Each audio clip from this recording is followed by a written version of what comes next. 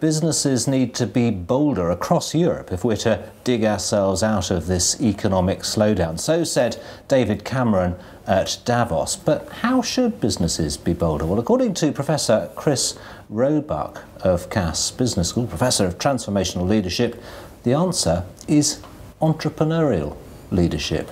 Chris Roebuck is with me now. Chris, what do you mean by that? Entrepreneurial leadership is really emphasising the elements of leadership that you would expect an entrepreneur to be using when they're setting up a business and really getting the thing motoring at the beginning.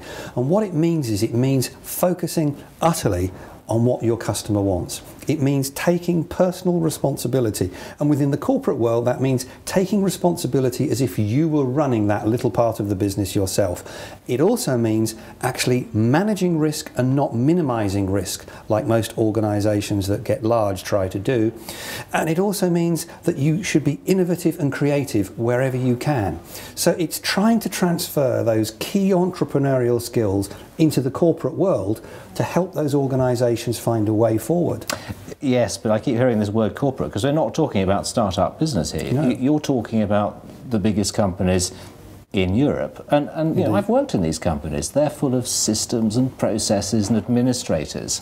And these are things which are almost designed to kill the entrepreneurial spirit, aren't they? And that's the key problem. Because if you're an entrepreneur, you're just building a little business. If you happen to be in a corporate world, it's not just about building that entrepreneurial spirit. It's exactly that. It's about taking away those systems that kill entrepreneurial activity. It's about rethinking risk management.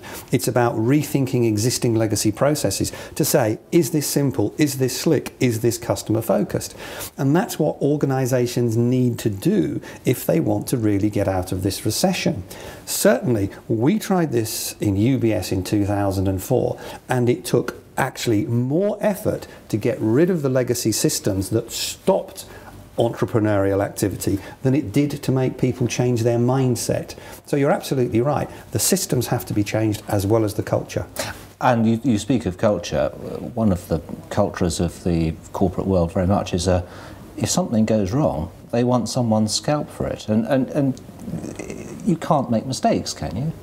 Well, that is the real challenge of making things happen in the world of entrepreneurial leadership. The fact that you're not minimizing risk, you're managing risk effectively. Accepting mistakes, you're saying? Accepting mistakes, and that has to be from the top downwards. There has to be an acceptance that within a framework of minimizing large mistakes, people will make small mistakes, and that's how people learn, and that's how you really find out what works with your customers.